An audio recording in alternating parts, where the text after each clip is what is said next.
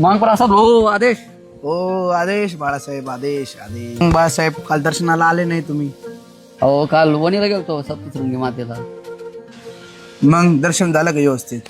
हो दर्शन खूप छान झालं, पण तिथं काही नाथ भक्त आले होते आणि त्यांनी गर्जना करताना नाथ कुलस्वामींनी असा उल्लेख केला. असं का बरं? या मागील कथा अशी आहे की जेव्हा मच्छिंद्रनाथांना जगोपकारासाठी शाबरी विद्येची निर्मिती करायची होती आणि त्यासाठी त्यांना सर्व देवी देवतांना प्रसन्न करून घेणे गरजेचे होते. मग मच्छिंद्रनाथांनी सप्तशृंगी गडावर 7 दिवसीय वेद बीजांचे अनुष्ठान केले.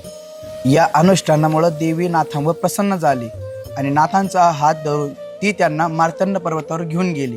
त्या ठिकाणी नाग अश्वस्थ वृक्ष होतं, जे देवींनी नाथांसमोर दृश्यमान केलं. त्या वृक्षावर सर्व देवी देवता 52 वीर विराजमान होते.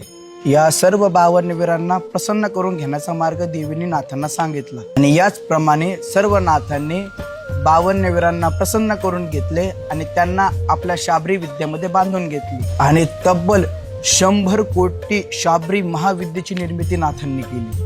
आणि तेव्हापासून सप्तशृंगी मातेला नाथ संप्रदायाची कुलस्वामिनी म्हणून ओळखला जाऊ लागली.